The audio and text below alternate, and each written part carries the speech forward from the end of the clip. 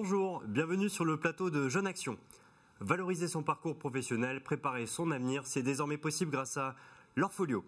Alors faire le point sur ce que l'on sait faire, créer son CV, mettre en avant ses compétences, ses formations, ses expériences, chercher un emploi, désormais tout ceci est intégré à l'Orfolio, votre nouveau portefeuille de compétences numériques dédié à tous les Lorrains. Alors l'Orfolio, ça ne vous dit peut-être pas grand-chose aujourd'hui, mais on vous promet une chose, à la fin de l'émission, promis, cet outil vous semblera indispensable. Alors, Jeune Action, l'Orfolio, c'est parti. Présentez de manière professionnelle vos expériences et vos compétences. Générez automatiquement votre CV. Créez et mettre à jour votre propre site web. Définir votre objectif professionnel et préparer les étapes pour l'atteindre tout en sauvegardant les traces de vos expériences. En région Lorraine, valorisez et développez votre parcours professionnel avec l'orfolio.fr. Alors on accueille sur le plateau aujourd'hui Anne. Anne, vous avez 25 ans, vous êtes actuellement en recherche d'emploi ? Oui, c'est exact. Bonjour. Alors on accueille aussi Mélissa Damilo, vous êtes en service civique au conseil régional. C'est ça. Et on accueille aussi Yacine. Yacine, vous avez 20 ans, vous êtes actuellement en première année de licence à Nancy. C'est ça, en infocommunication. Bonjour. Et nous accueillons enfin, bonjour, Joseph Bruno, et vous travaillez au conseil régional de Lorraine. Oui, bonjour. Alors on vient de voir brièvement dans cette première vidéo le concept de l'Orfolio. Joseph Bruno, vous êtes entre autres à l'origine du dispositif au conseil régional de Lorraine. À quoi sert l'Orfolio ?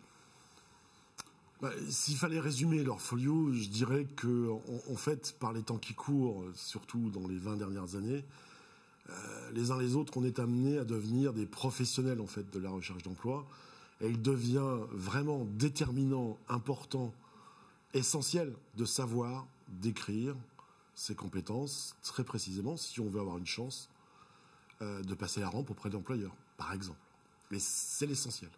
Alors Yacine, justement, vous êtes encore en études, vous allez bientôt être en recherche d'emploi et vous êtes un nouvel utilisateur de l'Orfolio. Comment avez-vous découvert cet outil ? En fait, MJC Lorraine, en fait, elle nous a mis en relation avec le GIP Lorraine Parcours et Métiers. Parce que vous êtes bénévole à l'MJC Lorraine, c'est ça ? C'est ça, en fait, on fait de la vidéo, on est un collectif de jeunes, on fait de la vidéo.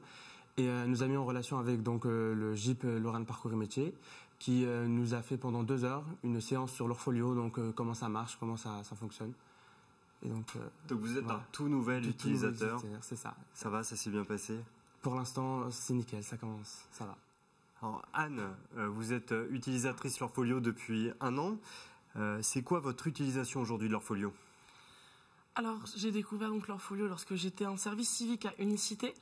Mon utilisation principale, donc, c'est la partie compétences, étant donné qu'elle me permet d'y mêler aussi bien mon parcours professionnel, mes compétences professionnelles, celles que j'ai développées durant mon service civique par le biais de ma passion. De ce fait-là, ça m'a permis de tout classer pour que les employeurs aient accès à la totalité et puissent justement se faire une idée plus complète de mes compétences, ce qui me permet d'avoir des entretiens plus adaptés. Donc vous n'en êtes pas resté qu'à des parties très formelles de votre parcours, vous avez rentré vos missions de service civique, vos passions, afin de pouvoir valoriser toutes les compétences acquises dans le cadre de ces expériences. C'est bien cela ? C'est exactement ça. D'accord. Alors, nouveauté de Jeune Action aujourd'hui, c'est Mélissa qui est présente parmi nous et qui a interrogé pour nous les internautes sur les réseaux sociaux au sujet de l'Orfolio. Alors Mélissa, quelles ont été les premières questions ? Alors notre toute première question, c'est celle de Quentin qui nous demande par où commencer quand on se connecte pour la première fois sur l'Orfolio. Parce que c'est vrai que quand on se connecte pour la première fois, il y a plein de parties à remplir et on peut se retrouver un peu perdu. Donc Alors Anne, justement, quels conseils pouvez-vous donner à Quentin ? Alors la première partie à remplir, dans tous les cas, c'est la partie concernant le parcours, étant donné qu'elle vise donc à remplir ce que l'on a déjà fait, ce qui nous permet après d'ouvrir la suite sur le projet, les compétences particulières et tout ce qui s'ensuit. Alors Yacine, c'est aussi ce que vous avez fait quand vous avez découvert l'Orfolio ?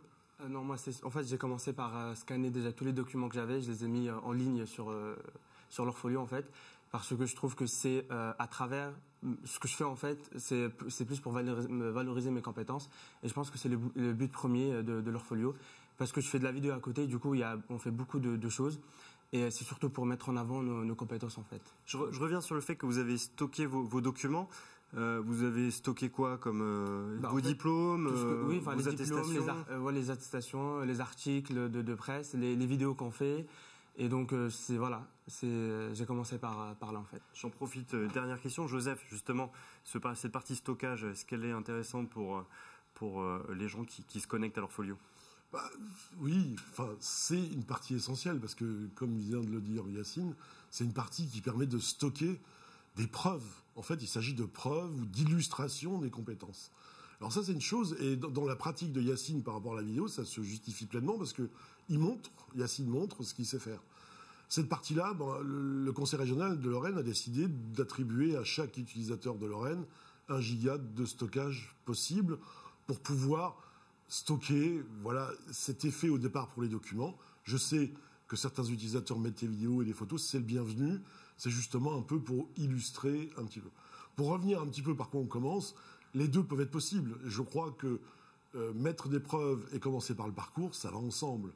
Qu'est-ce qu'on a fait, comment on le fait, comment on l'illustre, voilà un peu comment on fait les choses, quoi. Alors pour en savoir plus, je vous propose de retrouver une professionnelle qui utilise l'Orfolio dans le cadre de son métier. Il s'agit de Mireille Picarda qui travaille dans le réseau des écoles de la deuxième chance.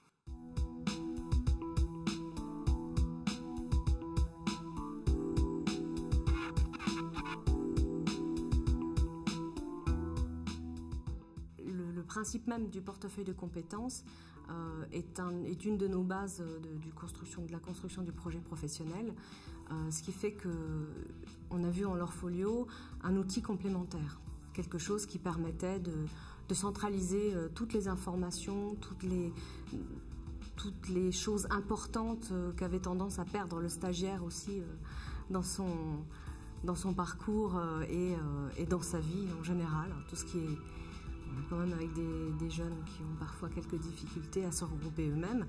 Donc, à plus forte raison, tout ce qui est matériel et administratif. Voilà. Donc, c'est un des avantages de l'Orfolio. Ça permet également de valoriser ces expériences qu'ils acquièrent au cours des séances, des périodes d'entreprise, puisqu'ils sont en alternance pendant ces 7 mois chez nous. Ça permet également à certains formateurs de développer de nouvelles compétences, puisqu'il fallait en acquérir.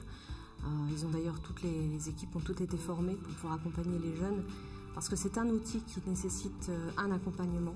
On ne peut pas mettre un jeune, ni même une personne, sur l'Orfolio sans avoir été un minimum formé, accompagné. Il faut un média pour pouvoir se servir de l'Orfolio correctement, en cerner toutes les subtilités et tous les petits détails qu'il peut nous apporter, tous les avantages qu'il peut apporter.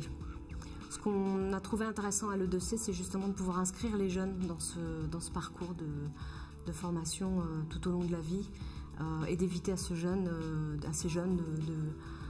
de devoir recommencer à chaque fois qu'ils changent de dispositif, reprendre tout le travail déjà fait.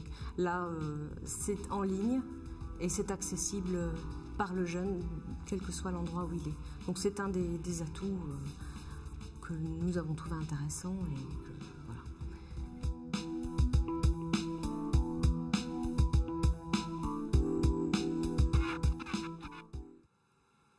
Alors Yacine, vous nous avez dit tout à l'heure que vous avez été accompagné dans le cadre de votre première utilisation à l'Orfolio. En quoi cet accompagnement a-t-il été utile ?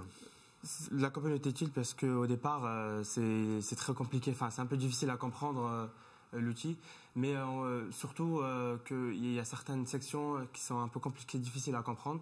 Est-ce que c'est utile de les remplir en fait ? Justement, à ce propos, on a une autre question Facebook. Donc, il y a Julia qui nous demande qui contacter en cas de difficulté. Est-ce qu'il y a des conseillers vers qui on peut se tourner si on a des problèmes, si on a des sections qu'on n'arrive pas à remplir voilà. Joseph, y a-t-il des conseillers justement pour répondre à ces questions de Julien ? Alors, l'Orfolio a été mis un petit peu en expérimentation en 2009. Et en même temps, en 2009, il y a eu une charte de l'accueil de l'information et de l'orientation qui a été signée, où l'ensemble des réseaux, des 17 réseaux de Lorraine à l'époque, qui composaient l'accueil de l'information et de l'orientation, se sont engagés à informer les Lorrains qui leur demandent sur l'Orfolio. C'est-à-dire que c'est un engagement formel des réseaux qui a été intensifié avec le service public de l'orientation qui est en route en ce moment et qui sera encore amplifié. Donc, à qui demander ? Ça dépend de où on habite. Sur le territoire, il y a une mission locale, il y a un pôle emploi, il y a une association, voilà. Ces missions locales, ce Pôle emploi, ils peuvent s'appuyer sur le GIP Lorraine Parcours Métier dont vient de parler Yacine, qui lui est chargé de former les professionnels et les professionnels de renseigner les citoyens. Merci Joseph. Alors Anne, si j'ai bien compris en fait, l'Orfolio c'est un peu comme une grande valise avec différents compartiments. On retrace son parcours et on stocke des documents. Mais il y a aussi la partie édition de CV qu'on n'a pas abordée encore aujourd'hui. Est-ce que vous avez édité un CV sur l'Orfolio ? Alors oui, personnellement j'ai édité mon CV sur l'Orfolio et c'est là qu'est vraiment entré en jeu pour moi l'utilisation de l'Orfolio, étant donné que j'ai pu sur ce même CV, à défaut des CV purement professionnels qu'on fait, que ce soit au niveau du Pôle emploi ou autre à la base, y intégrer donc mes formations antérieures, donc mes travaux, mes moments d'emploi antérieurs, mais également les actions que j'ai faites durant mon service civique et les actions en rapport avec ma passion qui est le chant. Donc l'un dans l'autre, chacun peut avoir un rôle supplémentaire. Ce qui m'a permis de rencontrer donc 2 associations pour lesquelles aujourd'hui j'ai des petites missions bien utiles. Et sans ce l'Orfolio, la moitié de mes compétences n'auraient pas été visibles pour elles et je n'aurais pas autant intéressé ces associations. Donc si je vous suis bien, la partie chant qui avant aurait pu être sur la dernière ligne loisir de votre CV, désormais est remis un peu plus en haut et devient une compétence à valoriser. Voilà, c'est puisque ça l'ensemble de mon travail et même de mon bénévolat en association au jour d'aujourd'hui repose sur cette compétence-là, en utilisant bien sûr mes autres compétences professionnelles, mais la base repose sur le chant. D'accord, merci. Y a-t-il une dernière question Alors, Facebook. La dernière question qu'on a, c'est celle de Jean-Charles qui voudrait savoir justement comment ces professionnels-là ont accès aux informations que je stocke sur mon L'Orfolio. Joseph, Bruno, une petite réponse ? On n'est pas sur un outil de type réseau social. On peut mettre à disposition de tout un chacun et des professionnels, si on le souhaite. À un moment donné, vous créez votre site web professionnel sur l'Orfolio et à un moment, vous cliquez sur la case « Rendre public » ou pas. À partir du moment où vous cliquez « Rendre public », eh bien, les professionnels peuvent y avoir accès. Comment ? Sur le portail, il y a classé par secteur d'activité les L'Orfolio qui ont été rendus publics. Et donc, les employeurs peuvent rechercher des profils par secteur d'activité et par compétences. Cette émission touche à sa fin. Alors, comme vous l'avez compris, si vous voulez préparer au mieux votre avenir, rendez-vous sur www.l'orfolio.fr. Merci à vous 4 d'avoir participé à cette 7e édition de Jeunes Action. On se retrouve très bientôt à la rencontre des jeunes Lorrains.